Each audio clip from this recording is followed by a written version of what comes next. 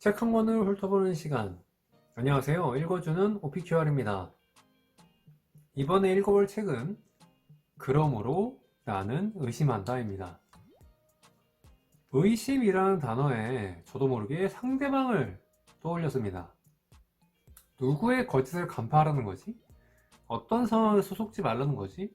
뭘 믿지 말라는 걸까?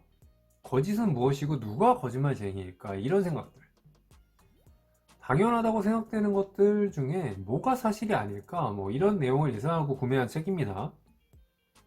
그러나 완전까지는 아니지만 주제로 보면 많이 다른 의심을 하게 만들어준 작품입니다. 보로투의 그러므로 나는 의심한다입니다. 총 페이지 수는 422페이지고요. 두꺼운 편입니다. 두꺼운 편이고 내용도 되게 많은 편이에요. 중간중간에 보면 큰 그림들이 있음에도 불구하고 그렇게 막 빨리 읽히는 책은 아니라고 생각이 됩니다.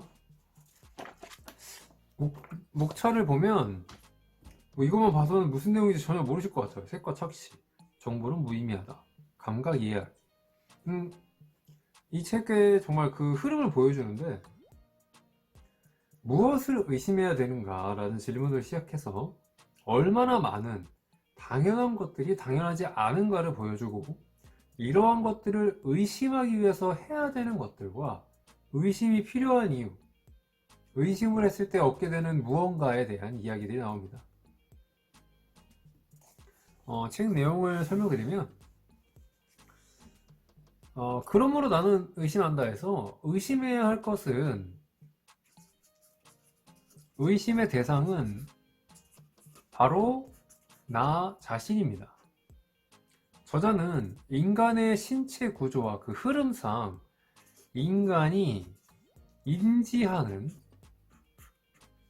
모든 것에는 해석이 들어간다고 이야기합니다.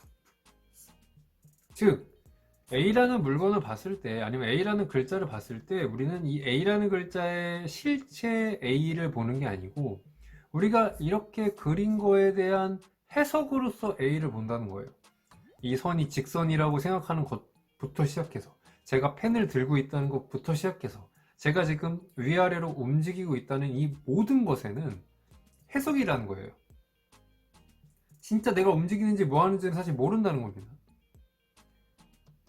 어떤 느낌인지 아시죠?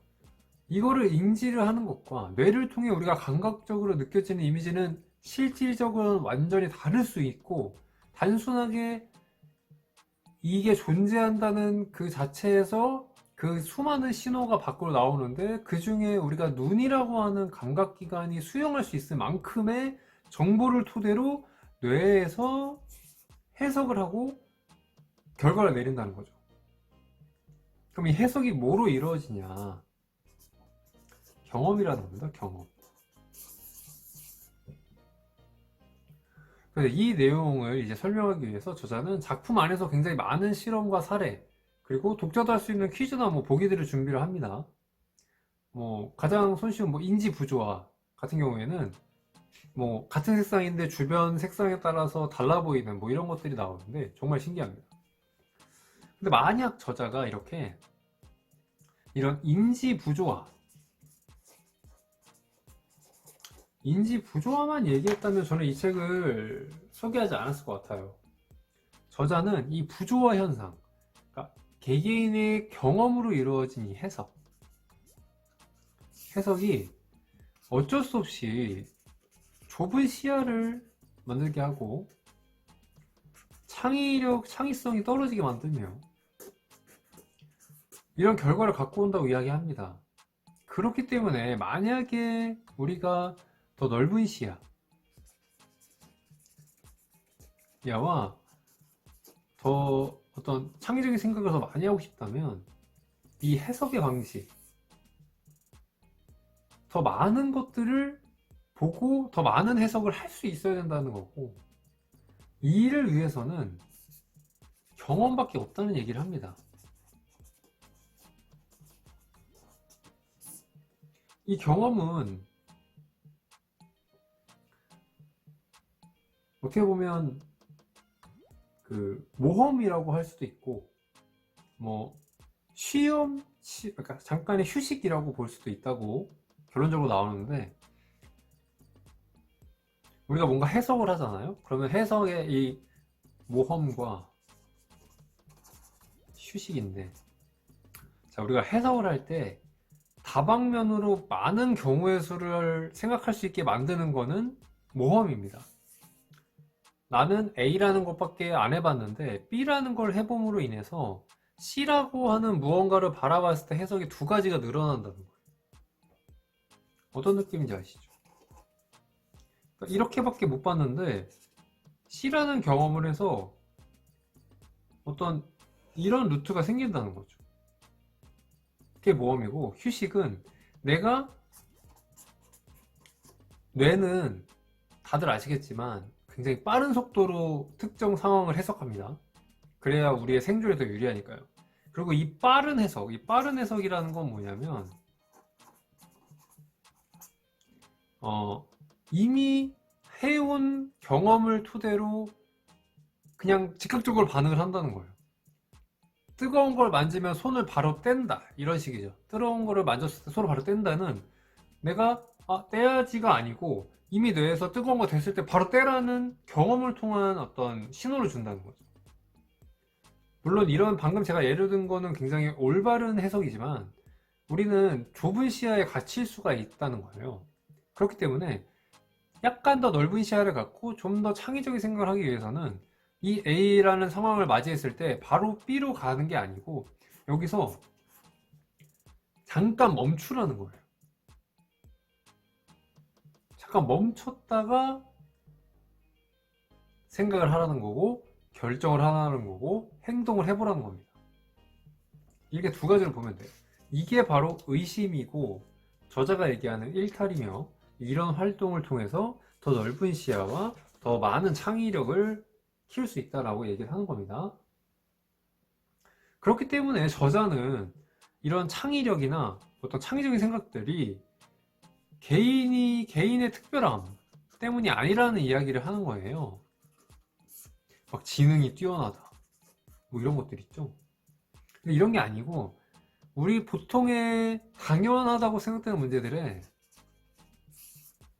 질문, 특히 왜? 라는 질문을 많이 던질수록 아까 얘기했던 사고 회로, 그러니까 바로 A에서 B로 가는 이 사고 회로에 다양성이 생기고, 또 다른 생각을, 다른 관점을 볼 수 있는 경험을 하게 된다는 거고, 이 다른 관점을 보는 경험이 이 질문을 안 해본 사람들이 봤을 때는 굉장히 특별하게 보인다는 거예요. 그러니까 이런 특별함은 가질 수 있다는 거죠. 그게 저자의 생각입니다. 저자는 이제 작품의 제목을 통해 이제 스스로 당연하다고 생각하는 모든 인지적 요소들과 이제 내가 아는 지식, 뭐 상식에 대해서 뭔가 문제가 발생을 했을 때 바로 결론 내리지 말라는 거예요. 혹시 다른 의견이 있는지, 다른 경험을 해본 사람의 의견은 어떤지 잠깐 멈춰보고 또 고민을 그렇게 깊게 해보라는 겁니다. 어떤 느낌인지 아시죠? 그게 더 좋은 효과를 가져올 거라는 게 이 책의 내용입니다. 제가 최근에 읽은 책 중에 가장 제목을 보고 생각지도 못한 내용이 나왔고 그 내용이 훨씬 더 괜찮은 책 중에 한 권이라고 저는 생각이 됩니다.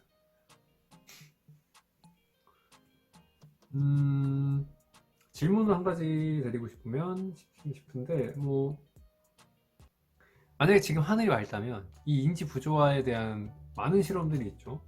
만약에 지금 하늘이 맑다면, 그리고 누가 옆에 같이 있다면, 아니면 뭐 제가 지금 뭐 막 이런 어떤 임의의 선들을 그린다고 했을 때, 저도 지금 뭐 별 생각 없이 그렸거든요. 자, 이런 같은 현상을 보고 다른 해석을 하는지 한번 시험을 해보세요. 사실 구름이 제일 쉽거든요. 여러분도 아시겠지만 구름은 누가 보느냐에 따라 저게 어떤 모양인지 생각하는 게 되게 다르잖아요.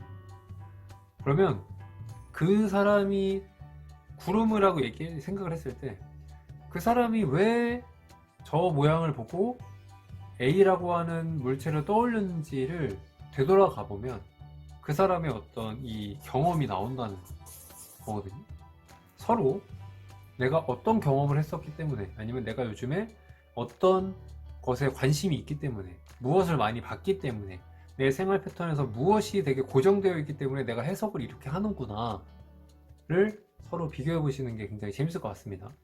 서로 한번 의심을 해보시기 바래요. 책은 많이 읽는 것보다 맞는 책을 읽는 게 더 중요하다고 생각합니다. 많은 책을 고르는데 제 영상이 도움이 됐으면 좋겠고요. 저는 지금까지 OPQR이었습니다. 시청해주셔서 감사합니다.